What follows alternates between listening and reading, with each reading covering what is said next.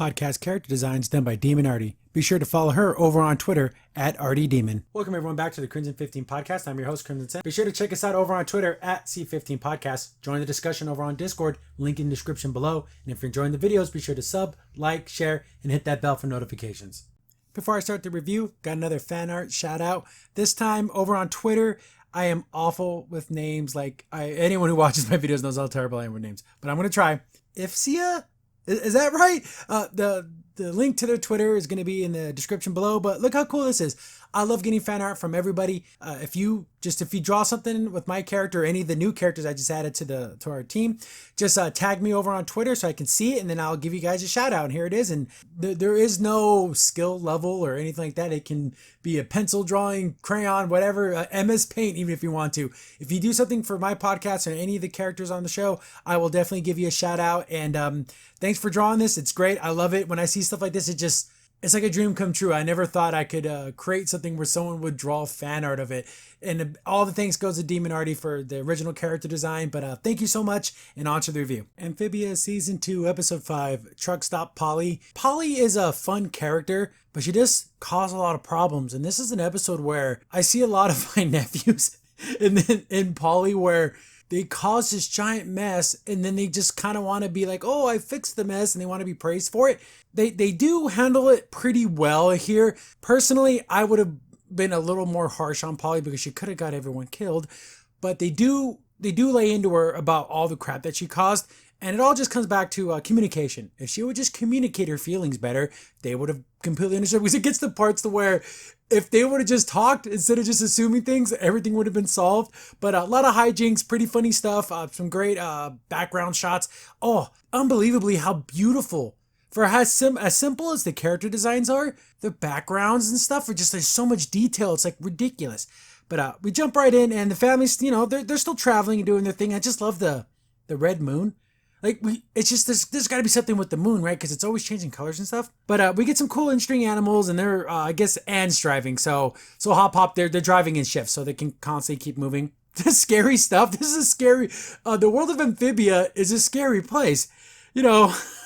She thinks she sees Mrs. Croaker out there, but it's just like a stump or whatever, and then it just turns into this monster. It's just some kind of, what the? It's like, oh my goodness, everyone just don't go near the windows. It's creepy. We get a world map, or not necessarily a world map, but I guess the map of the area. And look at all the little details here. You could probably look at this map for an hour just picking out stuff. It's very reminiscent of like the Lord of the Rings. Like, if you ever read the Lord of the Rings books, like there'd be the maps and stuff inside the actual book. I love that kind of stuff. It's so cool. Look how they actually are pretty far away. I do like the thing he has in the map world. This is where we're at. It's like a little funny symbol. We can see that Polly's getting kind of homesick, a little antsy. She wants to hang out and do stuff that she's normally used to doing, but that kind of stuff can't happen. They're not going to be able to do story time and goof off and play around because someone has to be driving the wagon, the family wagon. But she's like, you know what? I'll read a book. Yeah, that'd be good. Hop Hop used to read me stories and it'll help me feel better. Hop Hop's sleeping, wakes him up. Hey, you want to read me a story? And he's like, I've been up all day. I got to get some rest. I'm letting Anne drive so I can get some sleep because he's like exhausted. Then she's like, come on, pretty please. Okay, I'll read it for you. The whole once upon a time thing. Here we go. Fergus Frog finds a... Hop, hop! He just passes out. He didn't even get into the actual story. He just completely just passes out. We get up to where Anne and Sprig, they're doing the driving. Sprig is the spotter, so he's looking ahead and he's kind of giving Anne directions. Everyone watch rally racing where you have a co-pilot and a pilot. It's stupid, but whatever. And I get another cool little map and everything. I love all the navigation stuff. Polly jumps up there. Hey, why don't you guys read me this story? And like, Polly, no, they should have been, you could have explained it better. Say, Polly, it takes both of us to do this. I have to look at the map. Anne has to drive. Sorry, there isn't anyone, and you're gonna have to just entertain yourself for now. When we stop somewhere, we can, maybe play a little game or something. But right now, it's more important that we get to where we're going. But everyone's just they're just kind of fed up with her a little bit, so they're not being as nice as they could have been. But it's like, oh, it's a pop-up book, and then it's like knocks the maps out of his hand and just causing issues. And she's just a kid, and she feels if she would have just been like, oh, I feel a little homesick, if she would have just been honest with her feelings. But they kind of cause like a little bit of a ruckus, and freaking Bessie almost runs into like a tree that has all kinds of spikes on it. Then Hop Pop's like, you know what? I knew it was a bad idea to let you guys drive. And they're like, well, wait a second. It wasn't us. And like, basically, it was Polly's fault. Whatever, kids. Polly, go back down there. You two, whatever. You have to do organizing duties. You have to do not maintenance, but I have to do a checklist of all our supplies and stuff. And I'll keep driving. He just falls right back to sleep. Probably the most dangerous thing you could possibly do is fall asleep behind the wheel. I know it's like a wagon, so it's a lot slower, but like if you're driving, you don't want to fall asleep. So they're going through all the rations. Remember I brought up last episode, I'm like, I wonder if they have enough food. Well, they do seem to have like these little like mushroom ration things. They're probably not the best tasting things, but they're going to keep you alive. This is a journey, so they're going to, gotta do what you gotta do. So they're talking and everything, and then Polly shows up again. Oh, I know what. If I take a bath, then like, they can give me a hug and they can scrub me at the same time. So she gets all dirty. Hey guys, let's do that. And they're like, no, Polly, not right now. And then she ends up splashing water all over the rations and ruins them. So like she just destroyed all their food. Hop Pop's like, kids, what is going on? Oh no. And then like, oh, you guys are messing around. I was like, no, Polly. She jumped in the water, made a big old mess. And they're like, fine. Just stop fighting, kids. We're going to stop somewhere. And then Polly's like, yeah, we can, you want a zap tag or whatever? Some little, like, she just wants to play games. It's not the time or place. So she does a little zap thing, but everything's wet and ends up like shocking the living crap out of everyone. No, Polly, this just calm down. But she is a little kid, so there is some leeway there, but you have to understand how serious the situation is. Fine, there's a truck stop up here. We'll stop. We'll get cleaned up, dry this place out, and we'll be fine. I gotta get some coffee. We'll pull in and clean this mess up. Also, I'm gonna need about 30 cups of coffee. I love the way the truck stop looks. Look at the little details, like the gas pumps. It literally looks like one of those like when you're on a road trip, one of those like gas stations in the middle of nowhere. So it's the really tall awnings because that's where big 18-wheelers can pull in. All these little details are just amazing. I just love all these little touches. So they get there and you got to put gas in the thing, but it's just like food for their snail. I guess there's a diner there, and then Polly kind of just like, oh look, there's a little friend, like another pollywog, but it's just a stone, but it looks just like her, like it's all pink. And she had to go get some paper towels. So she runs in there and gets them, and then she overhears everyone saying, man, what's Polly's problem? She's acting all weird, and I'm like, yeah, maybe this trip is too much for her. Hop Pop's like, maybe I should have left her at home, left her with Mrs. Kroger or someone, and because this trip is just, it's too much of an ordeal for her. She's not used to all this kind of stuff. And Polly takes that as they hate me, they don't want me here. Again, she's a little girl, so she took it the worst way possible.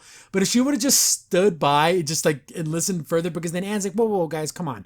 We need to come together, be if I like how Anne brings everyone back together. She had her concerns, but in the end, she's still, we're a family, we stick together. Here you go. Here's some coffee. And it gets like super mega coffee because he goes from like dead asleep to like freaking haywire, and it's like a little tiny drink. She's like, you know what? I got an idea. If they don't want me around, then I won't be around. Ha ha ha. Then they'll see, and then they'll miss me, and they'll come back and want to come back and get me. Oh my God, Polly. Oh my God, Polly. You are, I keep saying this, you're a little kid, but you're causing so much trouble. So that little rock that was like a doorstop for this door, she swaps it with her.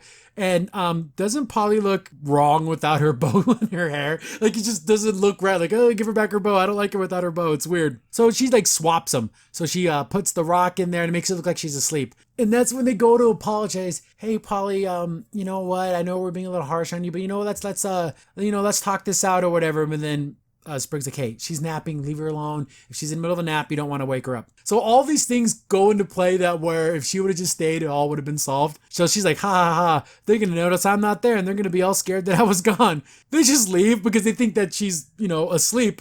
She's stuck there at this truck stop in the middle of nowhere. She has a little freak out and then she's like, you know what? I'm going to have to just hang out here. I guess this is where I'm going to live from now on. Then that one guy that helped him last time, remember in the swamps? That dude's there. So they're just hanging out in this truck stop. And I absolutely love this whole next section because she's explaining her situation and she's looking for sympathies. But all these truckers just basically put her in her place. Like, oh, you're just homesick.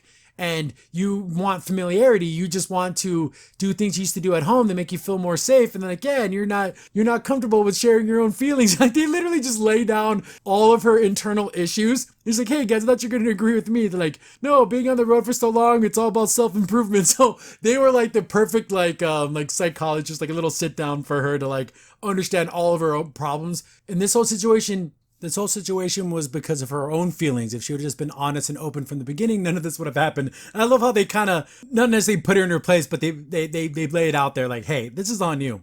Then the guy, I guess, who owns the diner is like, whoa, who grabbed the doorstop that was out here? And she's like, oh, no, I don't know, because it was her. She's like, that wasn't a doorstop. That was like an egg for like this monster thing, and it's going to hatch. I was going to sell it to the circus, but whoever stole it, this thing's going to hatch and it's going to kill him because I guess it's like a monster.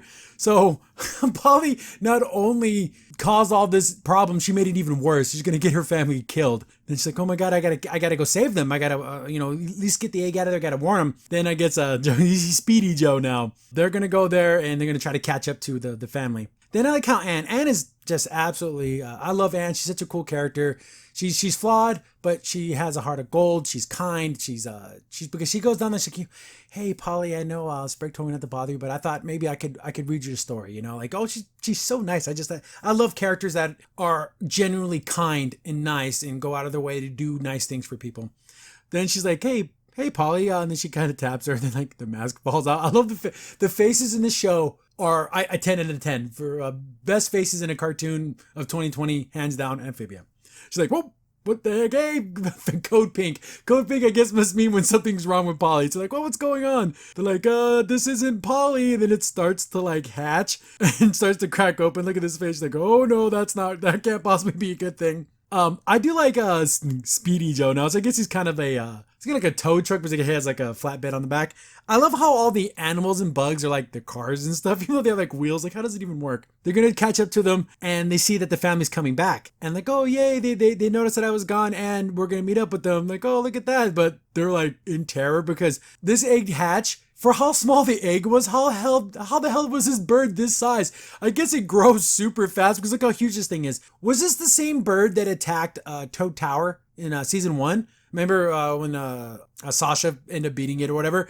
But is this the same kind of bird? It looks kind of the same. They're like, oh my God, this thing's going to totally eat them. It sees Bessie, and Bessie's like, oh no, it's going to eat me. So it's going to go in to get Bessie. But the family's like, no, we're not going to let that happen. So they start to kind of fight it and stuff, but it's like, this thing is like, this thing can eat them in like one bite. So Sprig throws the suds in its eyes, so it kind of burns its eyes and everything. And then this is pretty cool. I do like this. I guess Speedy Joe, his seats are made of like bee cloth or whatever. So it's like, so she can make a static electricity. Remember that jolt touch thing she did? But she did like a maximum version of it. He slams on the brake and sends her flying. So yeah, she uses Volt Tackle and absolutely slams right into this thing and like, shocks and knocked all its feathers off. Somehow it's still able to fly with no feathers, but okay.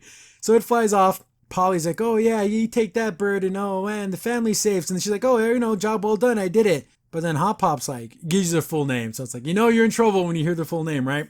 She's like, oh no, hey Joe, want to step out for a second? We're going to need like a moment here. Then he lays it down. He's like, Polly, none of this matters. Don't ever run away from us like that. We were worried sick about you. We didn't know what happened to you. And, she deserves it. And, she feels bad about it. And then she takes it as, oh, you should have just left me behind. But then they're like, no, Polly, we would never leave you behind. This is where they kind of get like, oh, we need to pay more attention to you. This was all your fault, Polly. I'm sorry. This is 100% her fault. What they're doing this trip is more important than your fifis. You know what I'm saying? But she is still just a little girl. And then even Sprig's like, oh, you're such a cool and strong pollywog. We forget they're still just a kid. And you do need like those little moments of like hugs and story time and stuff like that. And then I guess they have to get towed back because their whole freaking wagon got destroyed. So as they're being towed, Hot Pop's like, hey, who wants to everyone get together for story time? And everyone's like, yay. Then even I like how Anne's like, now that we got a breather, who's ready for story time? Yeah! I'm 13, but okay. I'm a teenager, but okay, whatever. Story time. And this is, oh God, I wonder if I can play the whole clip. I'm going to try to play the whole clip. It is a little bit long, but it's absolutely comedy freaking gold. Rain poured from the sky as Fergus Frog faced his wife's killer in the deserted alleyway. Taking me out won't bring her back, growled the assassin. Ain't that a shame, said Fergus as he drew his knife. Ho ho! Get him, Fergus! Man, this book is dark. My God, Polly, what kind of story was this the same pop-up book? Like, what the hell? Some kind of murder revenge storyline for like little kids. And it's like, damn, this is a dark story. Absolutely hilarious. That final joke makes a whole entire episode, I swear. That's absolutely one of the funniest jokes I've heard in a cartoon in like forever.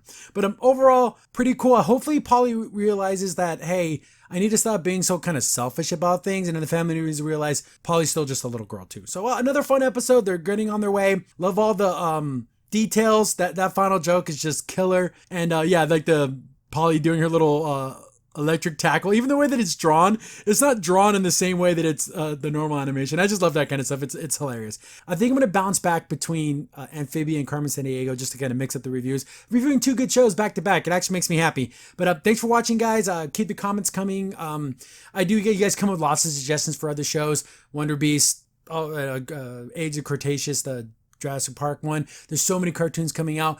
I may or may not just do season reviews from other older shows because I haven't done like Infinity Train. My goodness, I'm so far behind. But thanks for sticking with me, guys. I try to get these out as quickly as I can. But stay subbed, like the video, share it around, do all that good stuff. And thanks for watching. Here, Hop Up. Have some coffee. Whoa, Nelly! Woo-hoo-hoo! Now let's get this show on the road.